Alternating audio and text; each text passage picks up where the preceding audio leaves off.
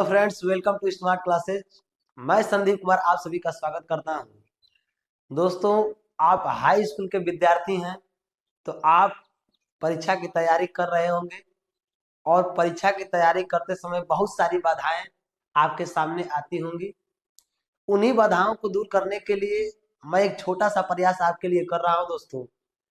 और मैं type wise question आपके सामने रखने का प्रयास कर रहा हूं कि जो गत वर्षों में यानी पिछले वर्षों में जो भी क्वेश्चन पूछे गए हैं और संभावना इस वर्ष क्या है, इसीलिए यह वीडियो आपके लिए डाला जा रहा है। और आपको थोड़ा बहुत भी हेल्प मिलेगा तो मुझे खुशी होगी दोस्तों। तो आइए दोस्तों, चैप्टर 1 हम लोग पढ़ चुके हैं। अगर उसको देखे हैं दोस्तों तो आज जा करके डिस्क्रिप्शन में उसका लिंक डाल देंगे, आप वहां पर जाकर जरूर से देख लीजिएगा। आज चैप्टर 2 बहुपद पढ़ने वाले हैं और बहुपद से लेकर के समांतर श्रेणी तक 4 चैप्टर को मिला करके 18 नंबर का क्वेश्चन आपसे पूछेगा। तो आज बहुपद के जितने भी सवाल हैं दोस्तों जो एग्जाम में पूछे जाते हैं और किस तरीके से पूछे जाते हैं, आज उनका हम लोग चर्चा करेंगे और बहुत ही बेसिक तरीके से सॉल्व करने का प्रयास करेंगे। आइए दोस्तों, बिना देर किए शुरू करते हैं। देखिए बहुपद दोस्तों, सबसे पहले बहुपद होता क्या है।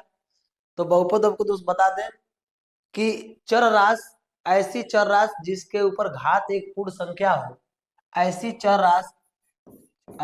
राशि जिसके ऊपर घात जो हो वह एक पूर्ण संख्या के रूप में हो, पूर्ण संख्या के रूप में हो, उसे हम लोग क्या कहते हैं, बहुपद कहते हैं दोस्तों। क्या कहते हैं उसको, बहुपद। घात जो होना चाहिए दोस्तों एक पूर्ण संख्या के रूप में होना चाहिए।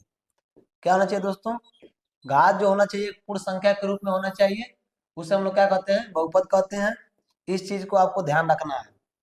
अगर दोस्तों आपको बहुपद की सारी जानकारियां अगर पता करना है तो क्लास 9th का बहुपद नाम का चैप्टर एक बेसिक तरीके से समझाया गया है।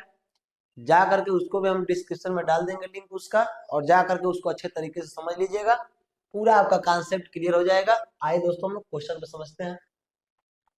यहाँ पर कह रहा है शून्यकों पर आधारित प्रश्न, और दूसरा टाइप है शून्यकों के योगफल तथा गुणनफल पर आधारित प्रश्न। मात्र 2 ही टाइप का आपका क्वेश्चन इसमें पढ़ना है दोस्तों, और 2 ही टाइप के क्वेश्चन को पढ़ करके इस चैप्टर को हम क्या कर सकते हैं, समाप्त कर सकते हैं। इसमें जो फार्मूला यूज होने वाले हैं दोस्तों, उन फार्मूला को देख लीजिए कि कौन कौन से फार्मूला इसमें यूज होने वाले हैं। आपको मात्र 3 ही फार्मूला याद रखना है जो इस चैप्टर में यूज होने वाले हैं। पहला है शून्यकों का योगफल, या इसी को हम लोग मूलों का योगफल कह सकते हैं। शून्यकों का योगफल या मूलों का योगफल, शून्यकों का योगफल कह लीजिए या फिर मूलों का योगफल कह लीजिए। तो शून्यकों का योगफल क्या होता है, -b/a, या मूलों का योगफल क्या होता है, -b/a। इसको हम लोग हिंदी में कैसे लिखते हैं, तो लिखते हैं क्या, ऐसे समझ लीजिए, मान लीजिए कोई द्विघात समीकरण है, ax² धन bx धन c इक्वल टू क्या है, 0, या द्विघात समीकरण है दोस्तों, मान लीजिए। तो अगर इसके मूलों का योगफल हमें पता करना है तो मूलों का योगफल हम कैसे पता करेंगे, तो यहाँ पर x का गुणांक, यहाँ पर क्या होगा, -x का क्या होगा, गुणांक होगा, -x का गुणांक। अब बट्टे में क्या होता है, यह x² का गुणांक, यानी x के आगे जो संख्या होगी वह उसे हम लोग कहेंगे x का गुणांक, और x² के आगे जो संख्या होगी उसे हम लोग क्या कहेंगे, x² का गुणांक। तो इस तरीके से मूलों का योगफल क्या होता है, -x का गुणांक बट्टे में x² का गुणांक, या उसी को हम लोग -b/a के रूप में जानते हैं। आइए यहाँ पे शून्यकों का गुणनफल देखते हैं। तो शून्यकों का गुणनफल क्या होता है, c/a, या शून्य मूलों का गुणनफल कितना होता है, c/a। तो आपको यहाँ पर कैसे हिंदी में इसको देखेंगे, याद रखेंगे। तो c का मतलब क्या है, अचर पद है, तो लिखेंगे अचर पद। अब पूरे के बट्टे में क्या है, a है, तो इसे हम लोग कहते हैं x² का गुणांक, यह हिंदी में इसका क्या हो गया, फार्मूला हो गया। आप जैसे भी इसका इस्तेमाल कर सकते हैं, -b/a के रूप में करिए, या -x का गुणांक बट्टे में x² का गुणांक के रूप में फार्मूला यूज कर सकते हैं। इसको c/a बोलिए, या अचर पद बट्टे में x² का गुणांक बोलिए, दोनों बातें सही है दोस्तों। और एक और फार्मूला हम लोग को याद रखना है, 2 फार्मूले तो हम लोग ऐसे याद रखें, और एक फार्मूला और आपको याद रखना है। यदि आपको शून्य किसी द्विघात समीकरण का शून्यक या मूल, शून्यक कहिए या मूल कहिए, दोनों बात सेम है दोस्तों। अगर किसी द्विघात समीकरण का मूल पता हो, अगर किसी द्विघात समीकरण का मूल पता हो यानी शून्यक पता हो, तो आपको द्विघात समीकरण ही प्राप्त करना हो तो उसके लिए फार्मूला क्या होता है? उसके लिए फार्मूला होता है एक्स स्क्वायर माइनस में ब्रैकेट में alpha plus beta into x, plus में अल्फा इंटू बीटा होता है। क्या होता है दोस्तों? एक्स स्क्वायर होता है, माइनस में ब्रैकेट में क्या होगा? अल्फा प्लस में बीटा, आई इंटू में एक्स, प्लस में क्या होगा? Alpha into beta. इस फार्मूले का इस्तेमाल तब करेंगे जब हमें मूल पता हो, जब हमें मूल पता हो और द्विघात समीकरण प्राप्त करना हो, तो इस फार्मूले का हम लोग क्या करेंगे दोस्तों? यूज करेंगे। मात्र 3 ही फार्मूले हैं, इनको यूज करके बस इस पूरे चैप्टर का निचोड़ कर देंगे दोस्तों, एकदम पूरे चैप्टर को क्लियर कर लेंगे। बस आगे बढ़ते हैं क्वेश्चन की तरफ। कौन कौन से क्वेश्चन हैं जो एग्जाम में पूछे जाने वाले हैं और कौन कौन से जो क्वेश्चन है जो एग्जाम में पूछे जा चुके हैं, आइए हम लोग चर्चा करते हैं।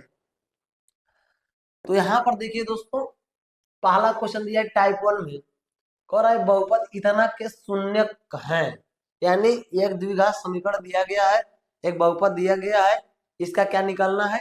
शून्यक निकालना है दोस्तों। क्या निकालना है? शून्यक पता करना है। तो आइए दोस्तों हम शून्यक इसका पता करते हैं। तो यहाँ पर क्या करना है, एक समीकरण दिया गया है, इसका हम लोग को शून्यक पता करना है। तो आप गुणनखंड पढ़े होंगे दोस्तों, आप गुणनखंड जरूर पढ़े होंगे, कक्षा 6, 7, 8 में गुणनखंड आपको पढ़ाया गया होगा। तो इसका आप गुणनखंड निकाल लीजिए, x square minus 2x minus में 3 इक्वल टू क्या मान लीजिए? 0 मान लीजिए। अब इसका हम लोग क्या करेंगे? खंड करेंगे। 3 को ऐसे तोड़ दीजिए कि किस में हो जाए? यह -2 के रूप में आ जाए, यानी जोड़ने पर -2 और गुणा करने पर कितना हो जाए? -3 आ जाए। तो एक्स स्क्वायर यहाँ पे क्या होगा? -3x, और प्लस में क्या होगा? 1x, 1 लिखते नहीं लेकिन लिख ले रहा है यहाँ पे। और माइनस में कितना हो जाएगा? 3 इक्वल टू क्या हो जाएगा? 0। क्योंकि देखिए -3 में से 1 माइनस करेंगे तो कितना होगा? -2, और -3 का एक में गुणा करेंगे तो -3 हो जाएगा। यहाँ पर क्या होता है दोस्तों, यहाँ पर पेयर कर लीजिए और जोड़ा बना करके कॉमन जो मिला उसको बाहर करिए। तो जब कॉमन मिल रहा है तो उसको हम बाहर करेंगे, कॉमन जो मिलेगा उसको हम क्या करेंगे दोस्तों? बाहर कर लेंगे। तो ये हो जाएगा एक्स स्क्वायर और माइनस, सॉरी एक्स कॉमन लेंगे, तो एक्स कॉमन लेंगे तो क्या होगा? यहाँ पे एक्स कॉमन ले लेंगे तो ये हमारा हो जाएगा एक्स माइनस 3 बचेगा, और प्लस में यहाँ पे एक कॉमन ले लेंगे तो एक्स माइनस क्या बचेगा? 3, और बराबर में क्या हो जाएगा हमारा? 0 हो जाएगा।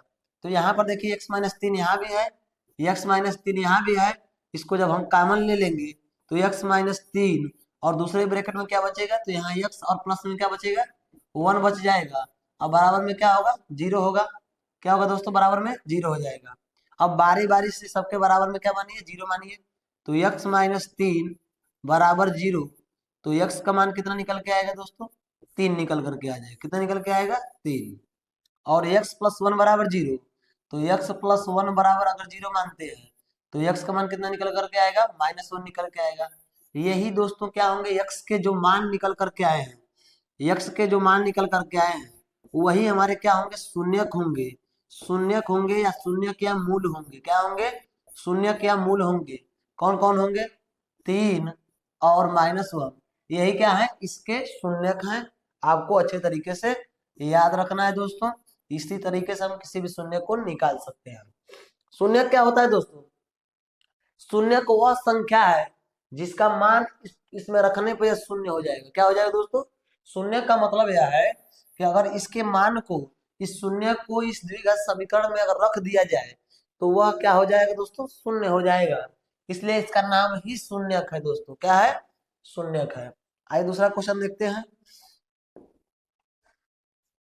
इसको देखिए दोस्तों, एक द्विघात द्विघात बहुपद के अधिक से अधिक शून्यकों की संख्या हो सकती है, होगी।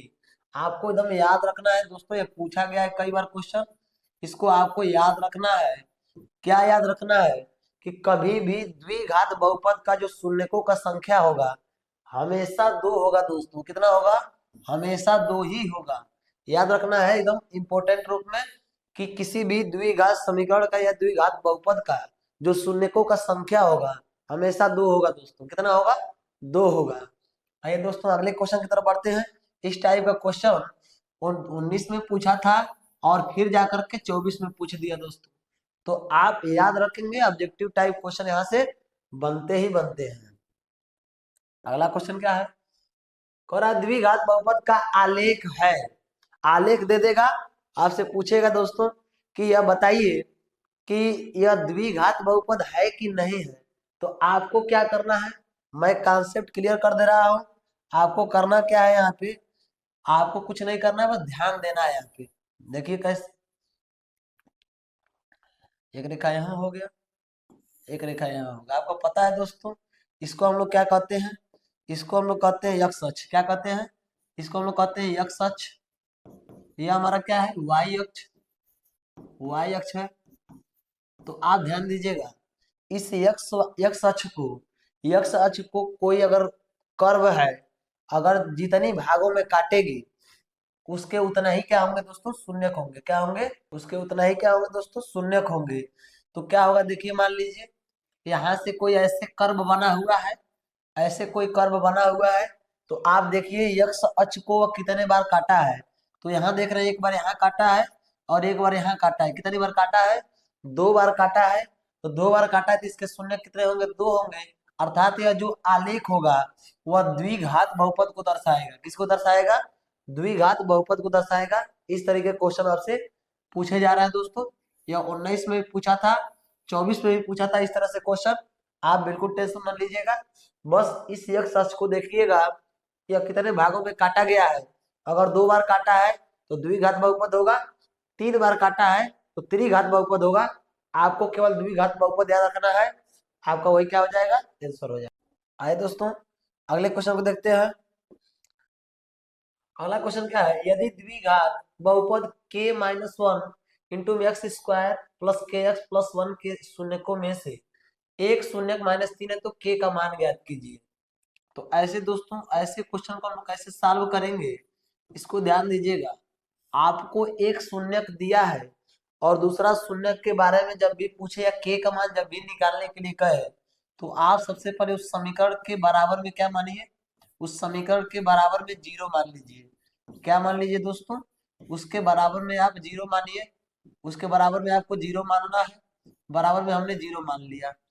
और इसका एक शून्यक पता है, तो शून्यक क्या होता है, यक्स का वह मान होता है। क्या होता है दोस्तों, यक्स का मान होता है। तो एक पता है और दूसरा वाला यहाँ का गायब है, उसी को हमको क्या करना है, पता करना है, यानी के का मान निकालना है। तो क्या करना है, अब कैसे क्या करेंगे, तो यहाँ पर बस यक्स का मान पुट कर देंगे तो यह हो जाएगा k-1, k-1। यहाँ पे यक्स के स्थान पर कितना होगा, -3। तो यहाँ पर हो जाएगा -3 का होल स्क्वायर, प्लस में क्या होगा k, इंटू में क्या होगा -3, और प्लस में होगा 1, और यहाँ पर क्या होगा बराबर में 0। यहाँ पर क्या हो जाएगा, k-1, -3 का स्क्वायर कितना होगा, तो -3 का स्क्वायर 9 होगा। और क्या होगा, प्लस में प्लस और माइनस क्या हो जाएगा, माइनस, प्लस और माइनस क्या हो जाएगा, माइनस, और यह हो जाएगा माइनस में 3k, और प्लस में क्या हो जाएगा 1, और बराबर में क्या हो जाएगा 0। इसका गुणा करिए तो यह हो जाएगा 9k, अब माइनस में क्या हो जाएगा 9, क्योंकि 9 का गुणा दोनों में करेंगे। तो 9k माइनस में क्या हो जाएगा 9, अब माइनस में 3k, और यहाँ प्लस में क्या होगा 1 होगा, अब बराबर में क्या होगा 0 होगा। अब एक को पक्षांतर कर दीजिए, यानी ऐसे पहले हल कर लीजिए, 9 में से 3 घटाएंगे तो यहाँ 6k, और -9 और +1 यानी घटेगा तो कितना बचेगा -8। अब बराबर में क्या होगा 0, -8 को उधर भेजिए तो 6k, अब बराबर में क्या हो जाएगा 8। तो यानी k बराबर क्या हो जाएगा 8/6। इसको काट लीजिए, 2 से काटेंगे 2 चौका 8, और यह हो जाएगा 2 तिहाई 6। यानी k का जो मान निकल करके आएगा वो कितना होगा दोस्तों, 4/3 होगा। यही हमारा क्या हो जाएगा, आंसर निकल करके आ जाएगा दोस्तों। यही हमारा क्या होगा, आंसर। बिल्कुल आपको क्या करना है, जो भी शून्यक दिया है आपको उस समीकरण में रख देना है, आसानी से के का मान आपको मिल जाएगा दोस्तों, कहीं भटकने की आवश्यकता नहीं है। यह सन 2019 में पूछा था, हालांकि 19 के बाद अभी तक एग्जाम में नहीं आया, लेकिन हो सकता है कि अगर एग्जाम में आ जाए तो आप इसको क्लियर करके रखिए, कभी भी टपक सकता है जिसको लगा दीजिएगा। आइए अगले क्वेश्चन की तरफ बढ़ते हैं। यहाँ पर टाइप 2 में किस तरह से क्वेश्चन पूछेगा, शून्यकों का योगफल पूछ दे या शून्यकों का गुणनफल पूछ दे या शून्यकों का योगफल और गुणनफल दोनों एक साथ पूछ दे दोस्तों। बस इसी टाइप का क्वेश्चन हमको याद रखना है। तो यहाँ पर दिया है बहुपद 3x² प्लस 5x प्लस 2 के शून्यकों का योगफल क्या होगा। तो सबसे पहले हल करने से पहले शून्यकों का योगफल क्या होता है उसको जानिए। तो शून्यकों का योगफल हम बताए थे दोस्तों, शून्यकों का योगफल, तो शून्यकों का योगफल का फार्मूला फटाक से याद रखिए दिमाग में, क्या होता है शून्यकों का योगफल का फार्मूला। तो शून्यकों के योगफल का फार्मूला होता है -b/a, -b/a, या एक और हम बताए थे हिंदी में कि -x का गुणांक और बट्टे में क्या होता है x² का गुणांक। तो शून्यकों का योगफल निकालना है तो क्या होगा -b/a। तो यहाँ से क्या करेंगे कैसे, यहाँ पर दिया है 3x² और प्लस में 5x और प्लस में 2, यहाँ बराबर में 0। इसका तुलना करते हैं किससे, ax² और प्लस में bx और प्लस में c और बराबर में 0 से। तो यहाँ से a b c का मान पता हो जाता है। a का मान कितना है, यहाँ a का मान 3 है, b का मान कितना है 5 है, c का मान कितना है 2 है। अब a b c का मान पता हो गया, बस इसमें आपको रख देना है। b की जगह पे कितना है तो माइनस है, यहाँ b के स्थान में 5 है, ए के स्थान में कितना है 3 है। यही शून्यकों का क्या हो जाएगा दोस्तों, योगफल निकल करके आ जाएगा। यही शून्यकों का क्या हो जाएगा दोस्तों, योगफल हो जाएगा। बिल्कुल आसान होता है दोस्तों, घबराने की जरूरत नहीं है, बस आपको फार्मूला याद रहना चाहिए, आसानी से कर लेंगे। देखिए दोस्तों इसको 2024 में पूछा गया था, आपके पार भी टपकने वाला है दोस्तों। उम्मीद रखिएगा कि इस तरह के क्वेश्चन आपके एग्जाम में टपकेंगे, याद रखिएगा। आइए अगले क्वेश्चन की तरफ बढ़ते हैं। यहाँ द्विघात बहुपद f(x) बराबर 3x² -x-4 के शून्य ज्ञात कीजिए। शून्यकों तथा इसके गुणांकों के बीच के संबंध का सत्यापन भी कीजिए। यह 2 नंबर में प्रश्न पूछ सकता है दोस्तों।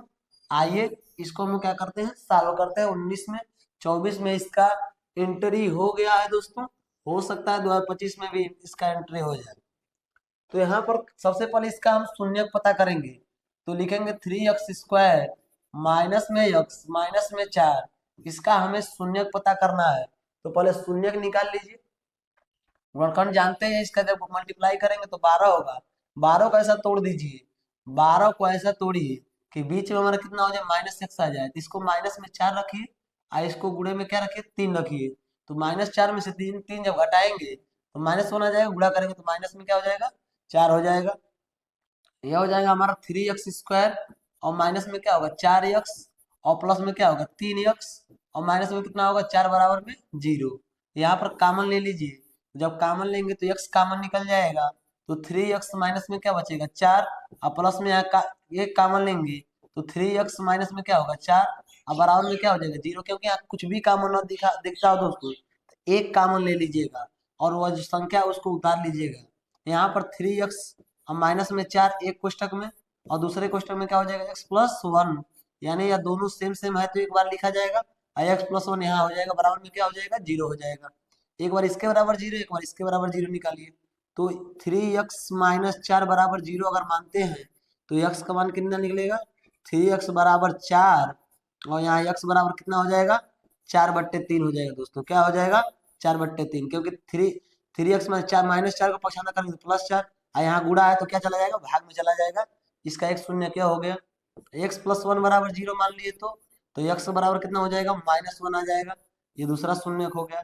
तो दोनों शून्य को हमने क्या कर लिया ज्ञात कर लिया, शून्य हमें पता चल गए। अब कर इसके गुणांकों के बीच जो संबंध है उसका सत्यापन करिए। तो इसके गुणांकों के बीच जो संबंध उसका हम सत्यापन कैसे करेंगे, तो आइए देखिए कैसे सत्यापन इसका करते हैं हम लोग।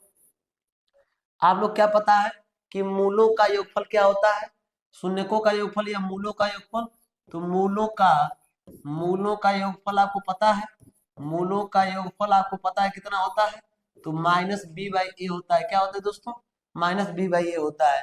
अब मूलों का योगफल जरा करिए, तो मूलों का योगफल 4/3 और माइनस में 1, यानी अगर इसको हम योगफल के रूप में लिखे तो 4/3 और यहाँ पर क्या है माइनस में 1 है, तो मान लीजिए प्लस जोड़ना है -1 को, ठीक है इधर हो गया। यहाँ पर क्या रखिए माइनस हो गया, बी की जगह पे क्या है, तो बी के स्थान पर देखिए दोस्तों यहाँ पर 1 है। क्या है दोस्तों बी के स्थान पर यहाँ पर 1 है, कुछ नहीं तो क्या है 1 है, तो यहाँ पर 1 हमने रख दिया, यानी बी के स्थान पे -1 है। तो यहाँ पर क्या हो जाएगा, यहाँ पर हो जाएगा -1 और 1 के स्थान पर क्या है, 1 के स्थान पर 3 है, तो ए के स्थान पे हमारा 3 है, या ए वाला है या बी वाला है या सी वाला है, बस इसको रखिए। अगर दोनों पक्ष बराबर हैं तो मान लेंगे यह बातें सत्य है। यह हो जाएगा 4, और तीने करने कितना होगा 3, यानी प्लस माइनस क्या हो जाएगा माइनस, और तीने करने क्या हो जाएगा 3, यानी बट्टे में क्या हो जाएगा 3, और बराबर में क्या होगा यहाँ पे माइनस में प्लस हो जाएगा, यानी 1/, क्या हो जाएगा इधर 3 हो जाएगा। 4 में से 3 घटाएंगे तो क्या होगा 1/3, और बराबर में क्या आ गया 1/3, यानी दोनों पक्ष आपस में बराबर हो गए। इसका मतलब यह सत्य है, मूलों का योगफल क्या है सत्य है। अब मूलों का गुणनफल देख लीजिए, तो मूलों का गुणनफल क्या होता है, मूलों का गुणनफल, तो मूलों का गुणनफल आपको पता होगा क्या होगा c/a, मूलों का गुणनफल क्या होगा c/a होगा। तो गुणनफल का मतलब मूलों का गुणा करना है, तो 4/3, और गुणे में क्या करना है -1 का गुणा कर लेना है। इधर c का मान रखिए, तो c का मान कितना है -4, कितना है दोस्तों -4, और a का मान कितना है 3 है। जब इसका गुणा करेंगे तो यह हो जाएगा -4/3, इधर भी हो जाएगा -4/3।